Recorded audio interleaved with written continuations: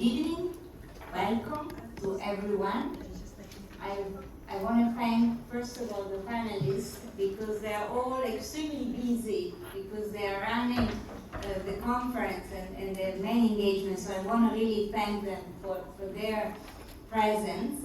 And I also want to thank the audience because I know there are many events happening and I really appreciate that you took the time to reflect on how we build from this very successful conference focusing on LDC towards the SDG Summit in September. So my name is Marina Ponti, I'm the director of the UN SDG Action Campaign, and we campaign, of course, for the SDG, but we campaign this year specifically to flip the script and to change the reality from a negative reality to a positive. So we believe in bringing a message of hope and of possibilities. And we work very well with Heidi's team in the preparation of this conference, and we adapted our campaign to match the message of the conference. So we just want to start with a very short videos on flipping the script from potential to prosperity, which is the themes of advocacy. You can play the video.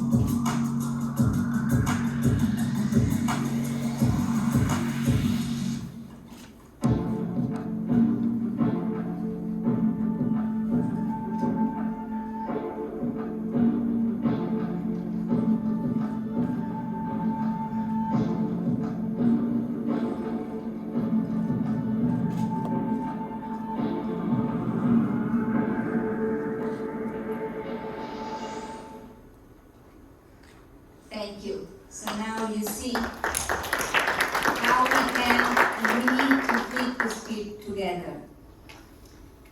Imagine a world that works, a world in balance, not out of whack, a safe world of justice and rights for people and planet, a world on the way to the Sustainable Development Goals. A world that we can conjure in our thoughts and our hopes, guided by the global goals, knowing the strength of their vision. Imagination carries great power. What we can imagine, we can make happen. We start knowing what action to take. Common narratives take root, bringing us together, and tipping points arise. We pivot in new direction. Breakthrough actions must be fast and reach far. They must deliver multiple gains all at once, triggering the transformation of economies and society. At the midpoint on the way to 2030, the world stands at a crucial moment. What's more, everyone must act, because today's challenges transcend any one person or one government or one single entity. That does not mean that we are powerless as individuals, only that we are more powerful together. The success of the 2030 Agenda for Sustainable Development depends heavily on the sustained progress in the least developed countries. And the current state requires additional urgent action from government, from development partner, from private sector, civil society, and other stakeholders to build a more inclusive, a more sustainable, a more peaceful future for all. Now, it's such a pleasure to give the floor to our first speaker, and not only Her Excellency Ambassador Alia Ahmed Saif Al Thani, Ambassador of Qatar, but she has also a very important job. She is the co-facilitator, along with the Irish ambassador to the United Nations, of the SDG Summit. So you're here, Qatar is the host of the conference, and you have this very important job. Tell us your vision going from Doha to the SDG Summit in September. Thank you so much, Marina. Thank you for this opportunity. Let me begin by welcoming everyone to Doha. We're very privileged to host everyone here during the convening of the 50th United Nations Conference on the Least Developed Countries. We are in the middle of the week, heading towards the conclusion of the most successful opportunity we are having this year, and I'm really proud of what we have gained so far. We had an excellent opening session. It kicked off very well with the highest level possible from 144 member states. We're proud that the Qatari example, this conference is representing not only member states, but civil society, the private sector, academia, the youth themselves, who are among us today. We are happy and proud that Qatar is setting that example, and we hope that many conferences in the future would build on this example. Addressing your question, of course, you have indicated a milestone moment that will take place this year in September, the SDG Summit. Let me give you a bit of a background.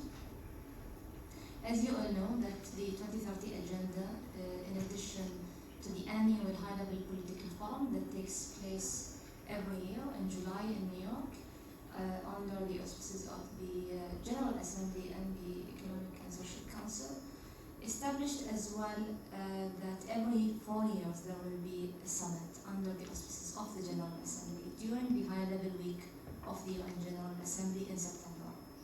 The first summit, of course, took place in 2019, and since then the world has changed significantly. We've been hit by the COVID-19 pandemic, and our lives completely changed.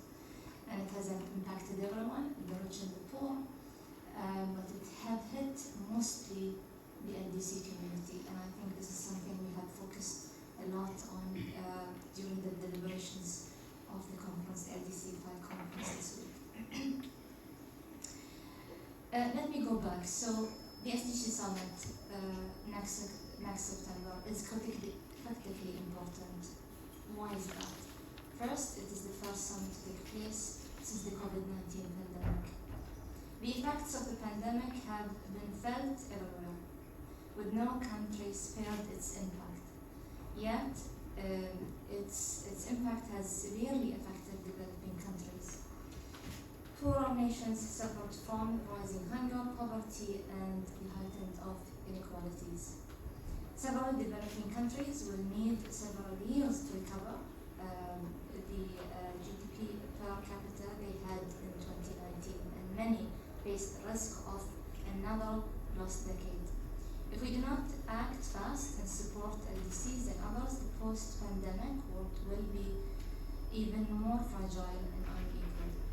Second, we are facing multiple crises today: climate change, natural disasters, something we've encountered just a few weeks ago, both in Turkey, Syria, and elsewhere, food insecurity, ongoing conflicts, energy, debt, inflation, and low growth.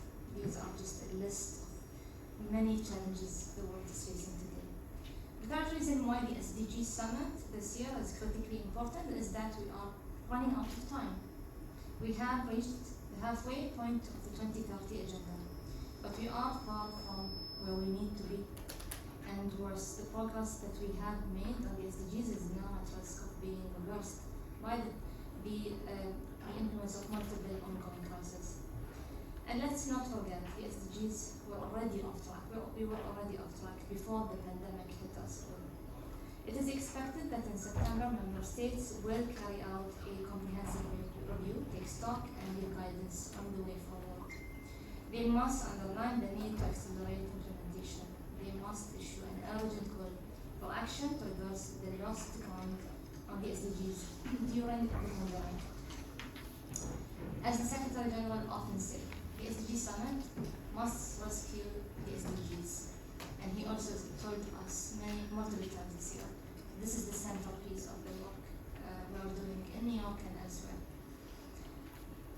The message world leaders need to send in the world is that we simply cannot continue with business as usual. We need to act with extreme urgency because the relevance and future of ongoing processes at the UN itself depends on the accelerated implementation of the 2030 Agenda. The themes of people, planet, prosperity, peace, and partnership, as identified in the 2030 Agenda, remain as crucial today as they were in 2015 when we adopted the 2030 Agenda for Sustainable Development. I'm deeply honored, of course, that the President of the General Assembly has appointed myself and my colleague, the Ambassador of Ireland, Ambassador Vogel, to co-facilitate the negotiation over the political declaration for the SDG Summit. So we're privileged of this opportunity, and we have already initiated the process. Actually, when we're back next week to New York, we will conduct the second informal consultation to look at the outlining of what we expect to see as the content of the political declaration. We have high ambitions for the political declaration. We are also keenly aware of the challenges of this critical undertaking, including the fact that there are high expectations for this political declaration. To be extremely important to adopt a political declaration by consensus, we need all to be for it together, demonstrating that the international community is united behind the 2030 Agenda. We hope to negotiate a visionary, inspirational, ambitious, concise, to the point, and an action-oriented political declaration containing high-level and transformative recommendations and asks. We have started the consultation process with member states, major groups, and stakeholders. We are trying our best to engage with all the stakeholders early on in the process, making sure we start on the right track. I also would like to add that there are several GA processes taking place this year, multiple processes actually, that stem from Secretary General report on our common agenda and are both complementary and will help to prepare the UN system to better deliver the 2030 Agenda for Sustainable Development. The ongoing consultations on the Global Digital Compact, of course, it's important, it's crucial, as the SDG Summit must emphasize the need for the transformation and innovation, and recognize the potential of digital technology to close the digital gap. A successful SDG Summit will generate much needed momentum for the 2024 Summit of the Future. As you all know, the UN 75th Declaration emphasized the need for Secretary to come up with a vision. And he provided the support on our common agenda that indicated 3 key summits: the Transforming Education Summit that was held last September. The next key milestone summit is the Summit for the Future that will take place in 2024, and the World Social Summit that will take place in 2025. These key processes will also give the boost in the guidance in terms of the implementation of the 2030 Agenda. I will stop here. I think I'm prolonged. I just wanted to make sure I gave the right background, and thank you again for this great opportunity. Thank you.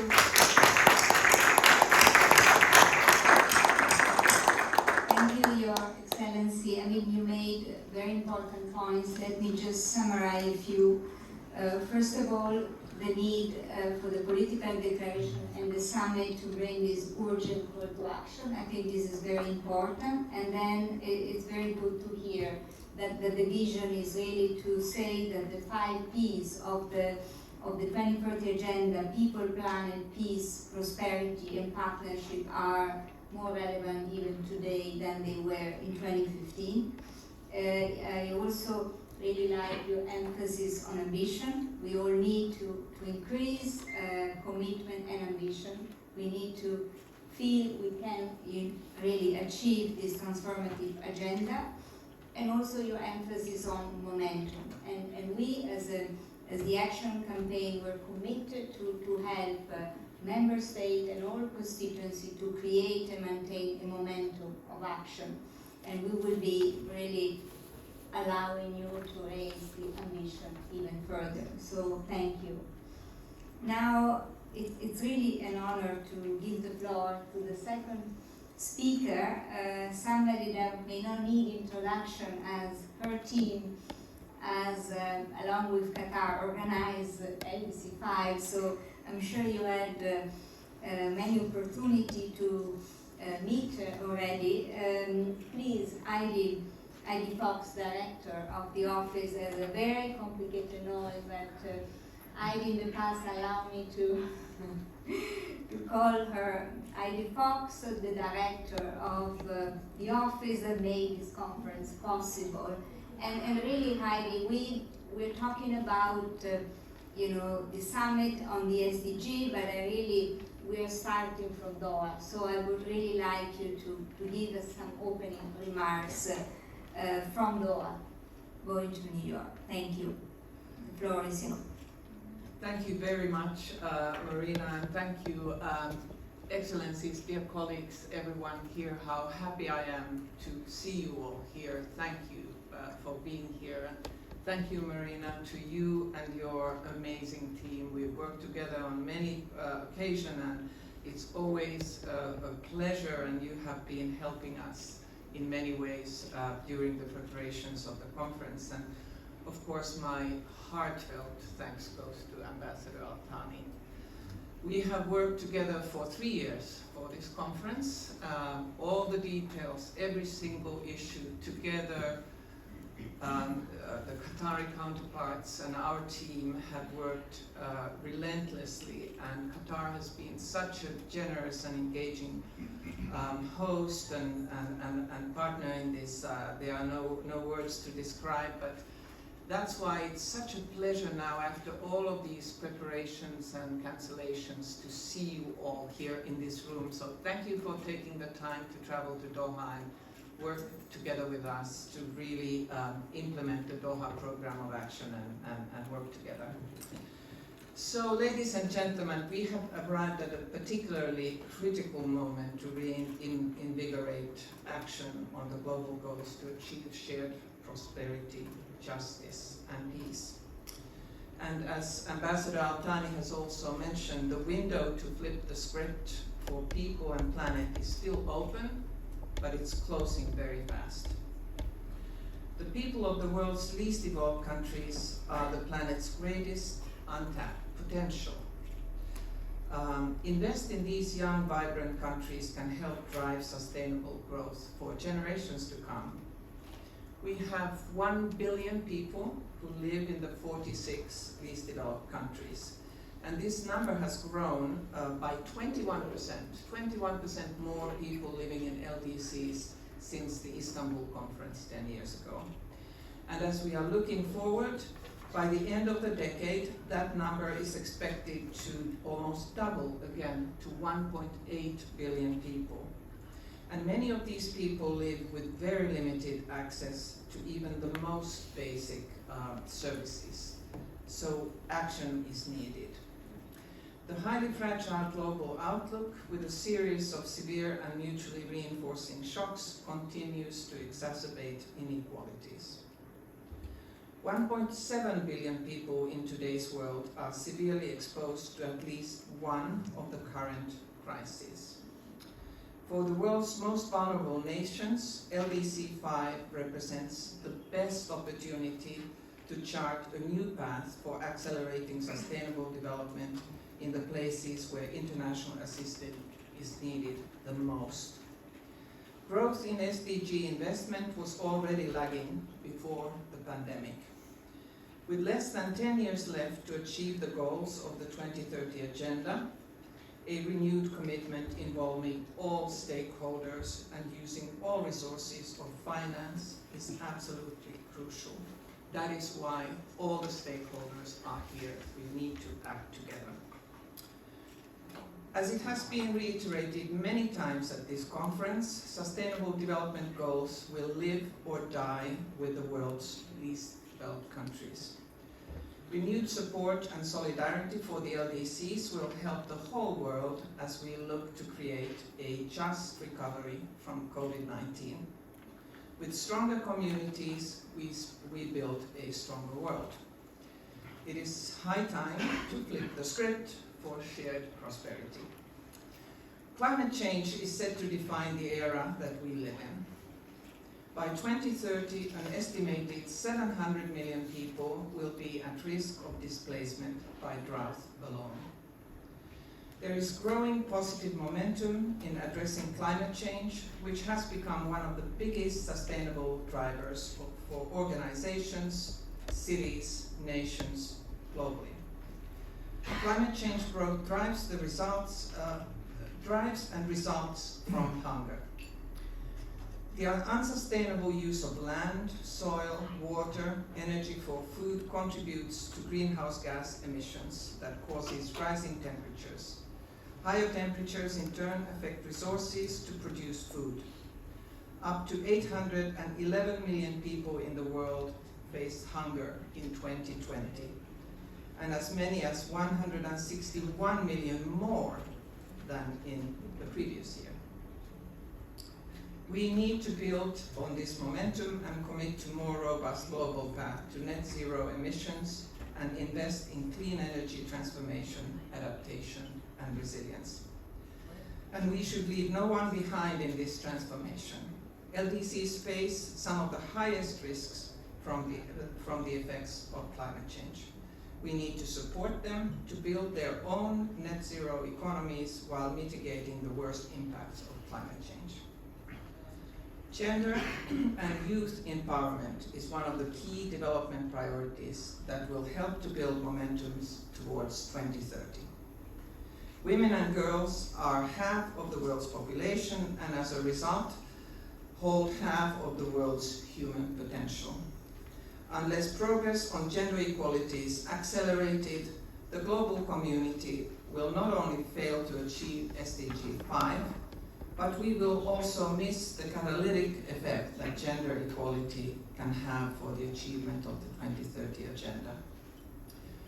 Today, the world is home to 1.8 billion young people, the ages between 10 and 24, the largest generation of youth in history. Youth are a major force for sustainable development and key agent for social change, economic growth, and technological innovation. They relentlessly pursue global transformation, now to protect people and save our planet from the worst impacts of the climate crisis. Investing in children and youth, as well as women, is critical to achieving inclusive, equitable, and sustainable development for present and future generations. We intend to see the SDGs met for all nations and all people and for all segments of society. And we will endeavor to reach the furthest behind first. We need to place a focus on the poorest and the most vulnerable in our policies and actions. Real progress must happen across peoples and issues and places. At the SDG Summit in September, we have an important opportunity to reaffirm the commitment of the international community as well as our determination to implement the 2030 Agenda as a plan of action for people, planet, prosperity, peace, and partnership, and to leave no one behind. So building the road from Doha LDC 5 conference to New York SDG Summit, we unlock our great human potential. There is a great opportunity to really reimagine our future.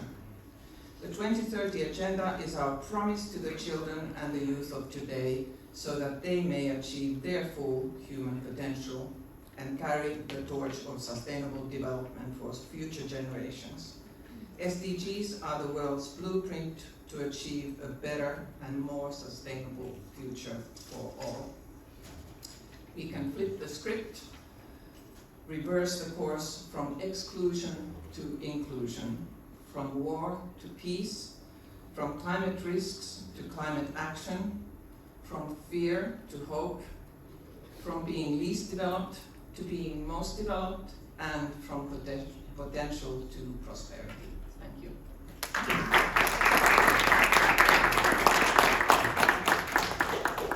Thank you, Heidi. Thank you. I think you summarized some of the key priority, and you talk about a new path that we started in Doha, that we need to really embrace and support LDC together. You touch upon climate change and the challenges of climate change, and then gender equality and youth. I think these are three of the key driver for change and for action if we want to accelerate towards the vision of the 2030 Agenda for Sustainable Development. And then you mentioned the issue of being together across geography, across sector, because one of the revolutionary idea of the Sustainable Development Goals is that it is a universal agenda. It is a shared plan for humanity to somehow improve the condition of people while preserving our planet, our only planet. So thank you, Heidi. And now it's really a pleasure. We are all in LDC 5, and it's a pleasure to give the floor to Thomas Muntali, who has a very important responsibility. He's the Director General for the National Planning Commission of the government of Malawi, and Malawi is the co-chair of the LDC country. So I think it's very important. We've been gathered here, thousands of people to negotiate, to discuss, LDC and the implementation of the plan of action. It's really important to hear your perspective in terms of, from an LDC perspective, if we talk, for instance, about climate change and the challenges faced by more than 1 billion people living in LDC, dealing with an issue that they have no responsibility in creating. What are some of the actions that you see that are needed to first address climate change and some of the other structural issues that are obstacles to the achievement of the SDGs? Thomas, you have the floor. Thank you so much, Madam Moderator. First, thanks for giving us the chance to be on this panel. And thanks for introducing us. I want to say from the outset that we're not proud to be chairpersons of the least developed countries, because we want to graduate and actually come back here as advisors to the, to the other countries. And I think the discussion around leaving no one behind, and in the context of climate change, we really are talking about not just leaving anybody behind now, but even future generations. So we have to be thinking of the future as well, that whoever we are planning for, they should never be in any way left behind. And talking of that, I want to suggest around how we can support the environment for future generations and the actions that we really need to take. And I will just zero in on 4 of those very quickly. Suffice to mention that it all boils down to capacity building. And I think it's important for the least developed countries to be supported in building their capacities in the following areas. One, environment and climate change financing. There is some resources out there that the LDCs can access, but they don't have the capacity to access those resources. And I think in certain cases, the processes are so strenuous, very difficult to access the resources, and so those resources perhaps are accessed by very few. So building capacities in making it very simple, whether it's carbon credit financing or issues around climate change mitigation and adaptation financing should be made very simple, straightforward to access, and build capacities of the countries in that regard. And second is to talk about the ability for prevention of natural disasters. I think that's one area that least developed countries are not well at the moment. We only come in, including the developed nations, when a disaster has already struck. And the consequences usually are huge because the resource outlays that are required take the least developed countries far much steps backwards. And so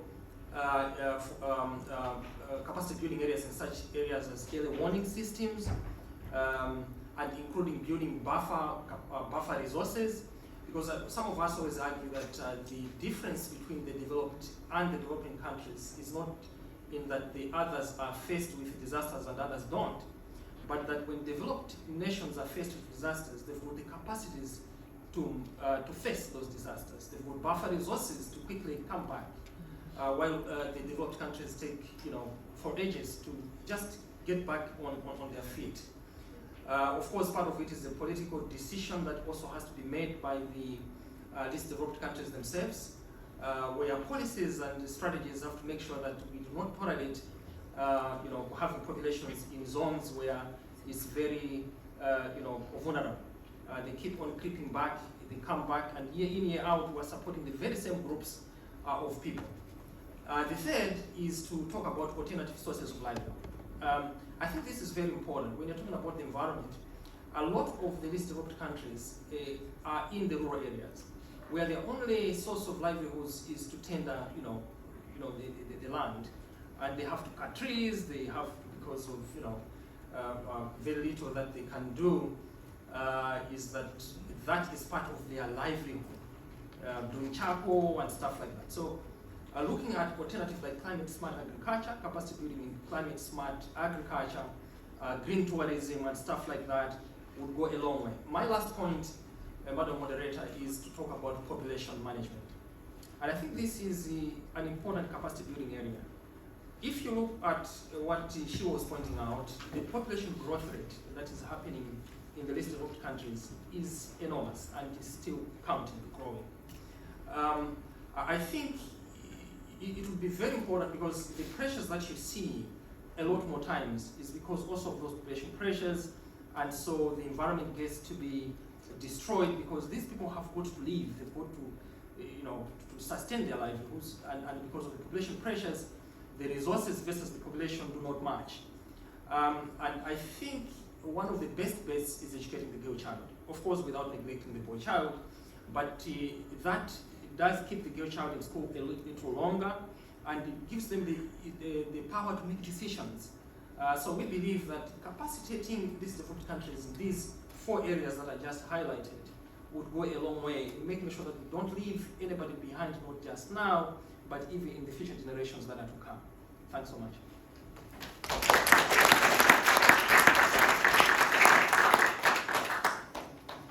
Thank you, Thomas. Thank you for bringing us a very important perspective from LDC. Let me just summarize a couple of points that are very important. You reminded us that one aspect of this agenda 2030 is about leaving no one behind, and I think is the leaving no one behind is within country and also with between countries. And you mentioned the importance of capacity building and actually to also allow least developed countries to access opportunities. And you talk about finance or other opportunities. So it's about the justice in the whole architecture. And you mentioned something also extremely important, which is about prevention. And I think it's unfortunately very sad to hear that we often say, in the case of a war, in the case of a natural disaster, it would be so much more effective and actually less expensive to invest in the prevention. But sadly, the reality is not matching. So let's hope that also the SDG Summit can capture the issues of prevention. And also too, one of our flipping words is about turning vulnerability into resilience.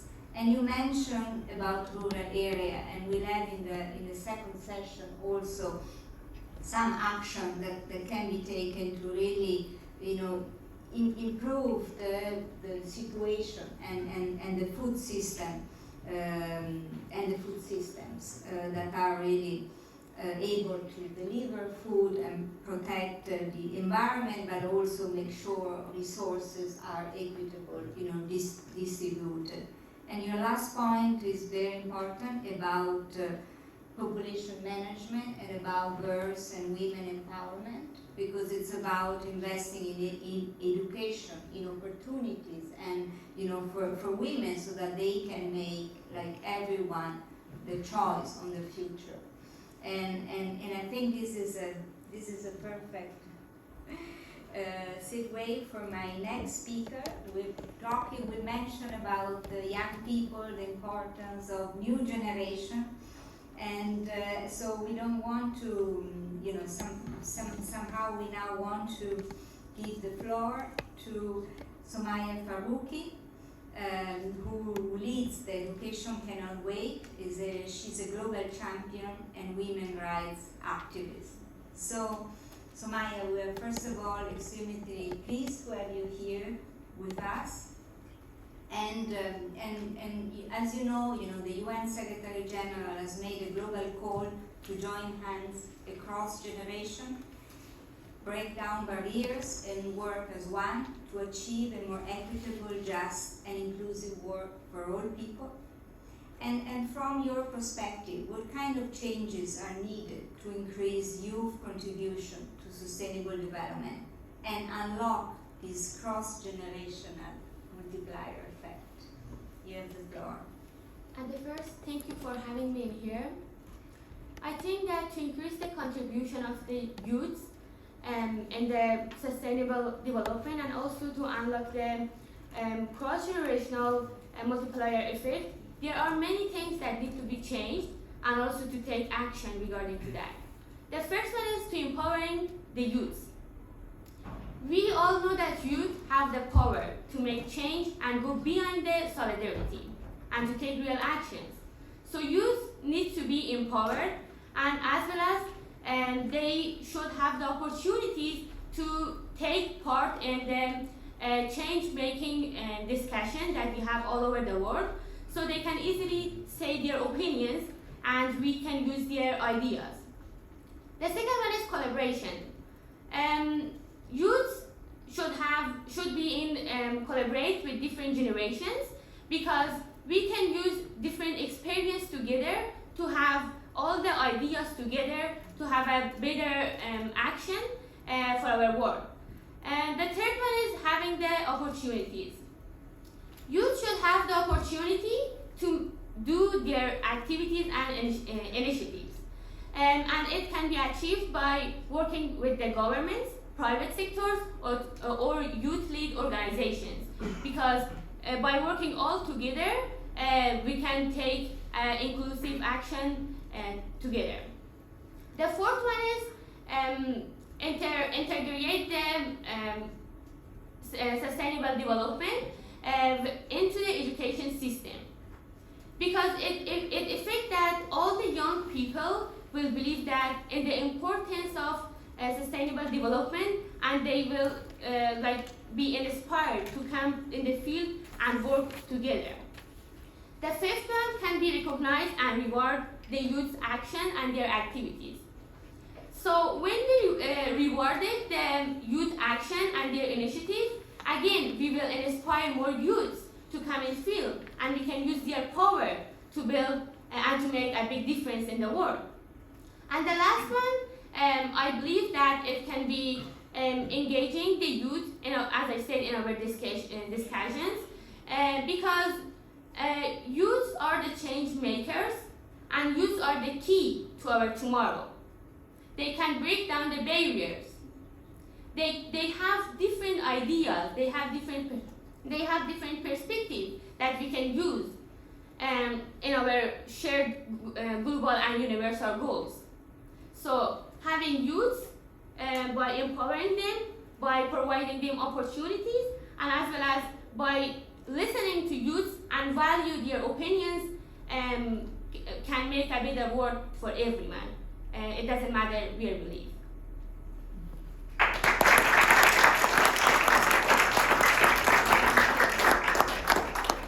Thank you. It's it's very refreshing to talk about empowerment, and I think that also beyond giving really listening to young people, I think young people are ready to also to be part of the decision making. So I think it's important to listen to young people, but I always encourage young people to start engaging and to become the leaders of tomorrow, even today. So because some of the decisions that are affecting our shared future are happening today. So I think it's great to hear a generation of young people who want to be empowered, who want to collaborate.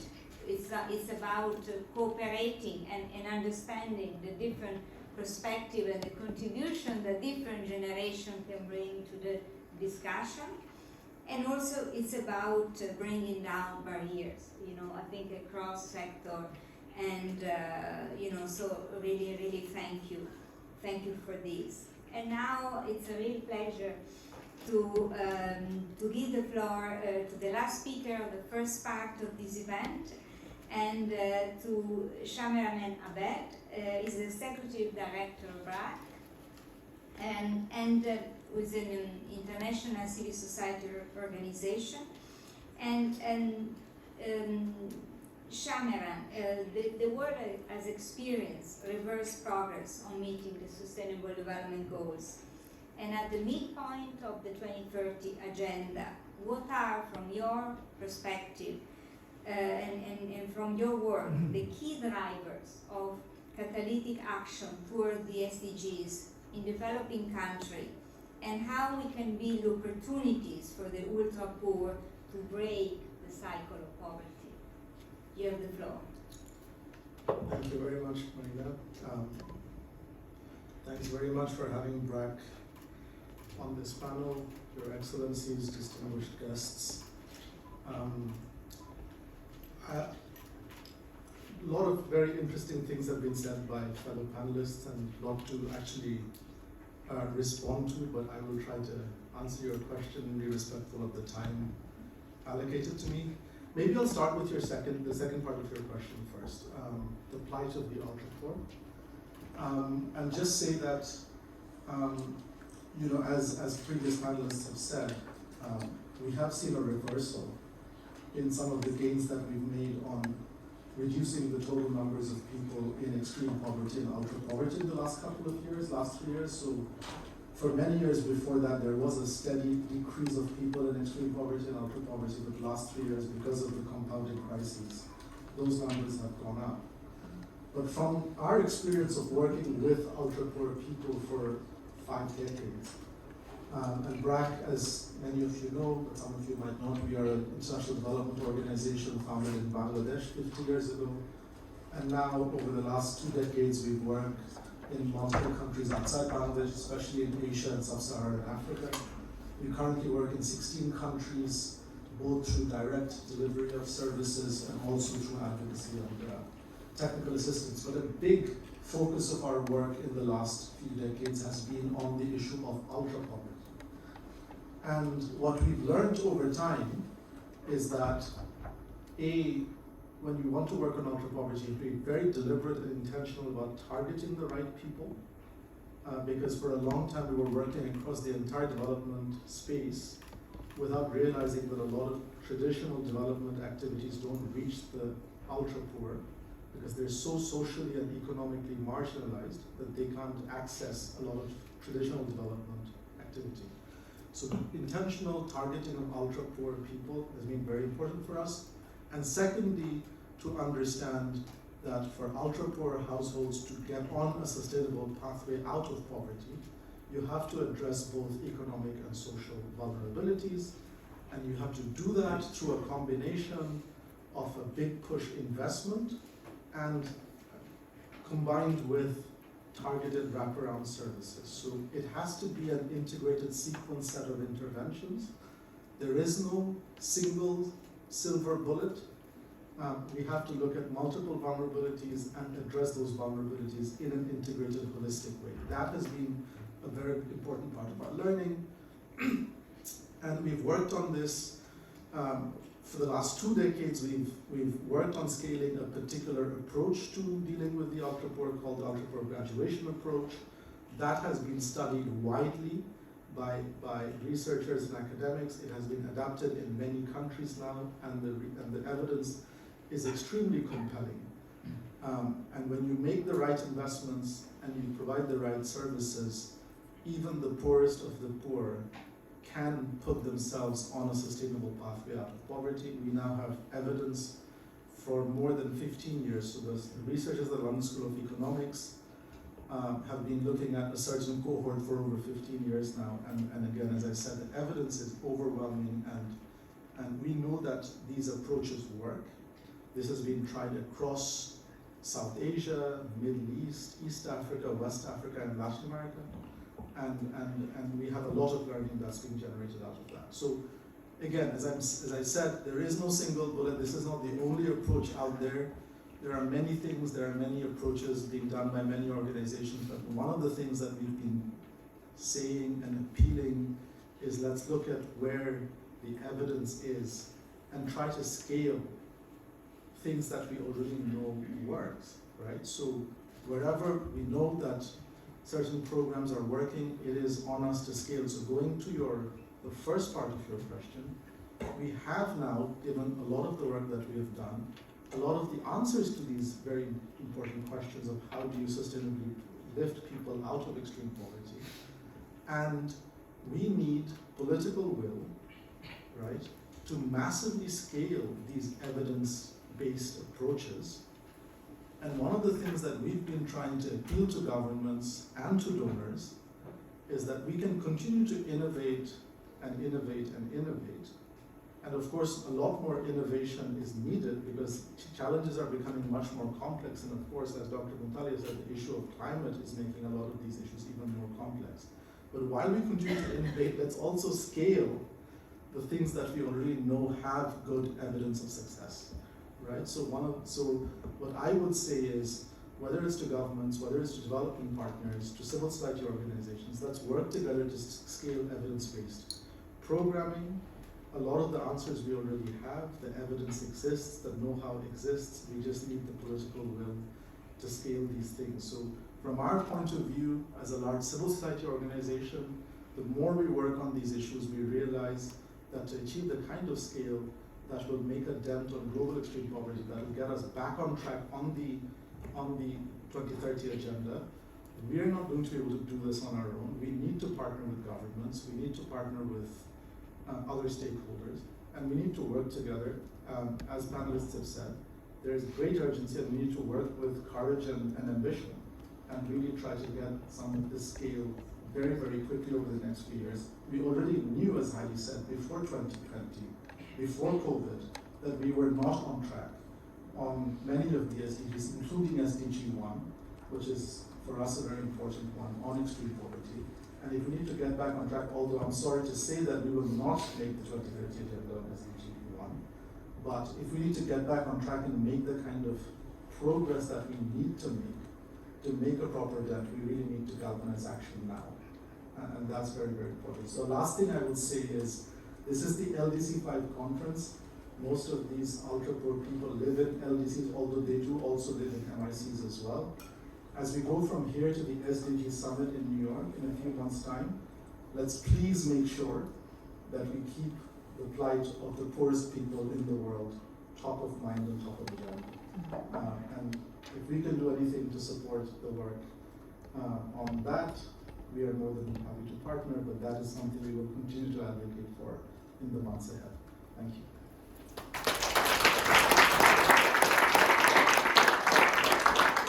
Thank you, Shamara. I think you made a very, very important points. Let me summarize a few. One is about the intentionality of the policy. So it's all come down to access to opportunities, and we'll have in the next session the Human Development Report, which is all about enabling and creating the opportunities so that individual people and country can fulfill their potential. Then you talk about the economic and social vulnerability. I think this was already mentioned, and the importance of having an integrated approach. I think that one of the second revolutionary element of the SDG agenda is the interconnectivity. So how we cannot pursue any of the goals in isolation. We need to have an integrated and a holistic approach, and multisectorial. And then you talk about political will, and I think it's very important, from Doha to New York to ensure there is political will, because we need political will from everyone to really make the bold decisions that are needed to achieve a more inclusive and sustainable and peaceful future. So thank you. And now we have a very special moment. We at the campaign believe in the power of creativity, of art, because art and creativity gives us the possibility, touches our heart, and allow us to change, and to share a vision, and to be hopeful, to be able to pursue that vision.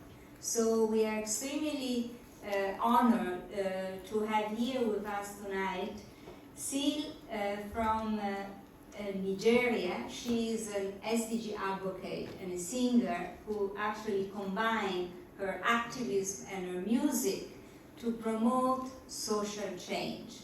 She will be performing for us 2 songs. We're extremely lucky tonight.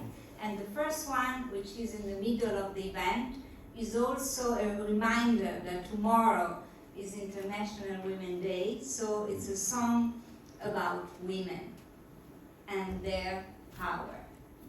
Sil and Timmy, let's welcome you.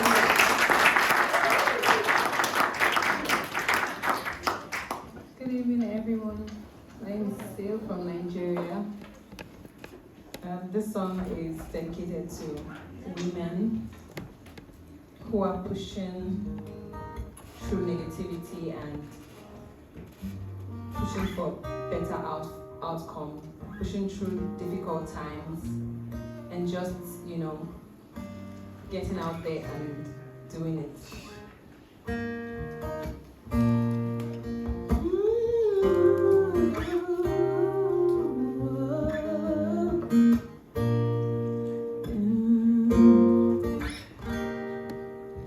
I'm powerful enough to fight every oppression. Nothing is stopping me. The world is now my stage. You say I'm just a woman. That's an advantage. I'm always at the top. I'm never giving up. There's more than just a room for me. More than you say I am. More than an afterthought. Here we go. Here's to never letting go. Woman, you're a miracle. A mystery we can never know. Here we go. Here's to never letting go. Woman, you're a miracle. A mystery we can never know.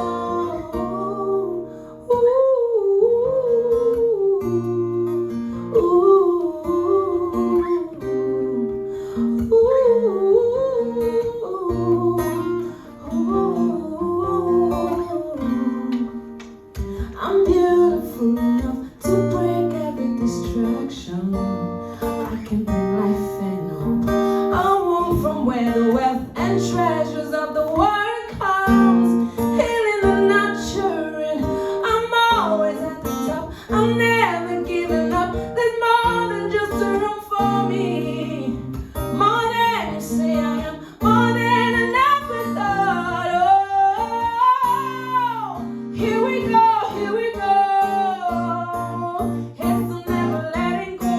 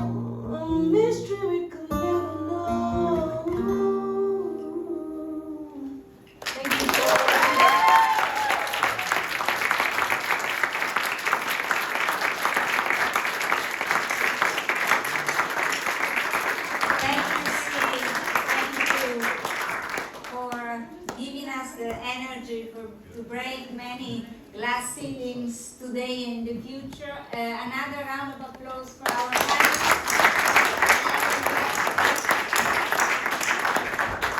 We'll now change. I'll thank again our panelists, and I invite the panelists of the second part to join us.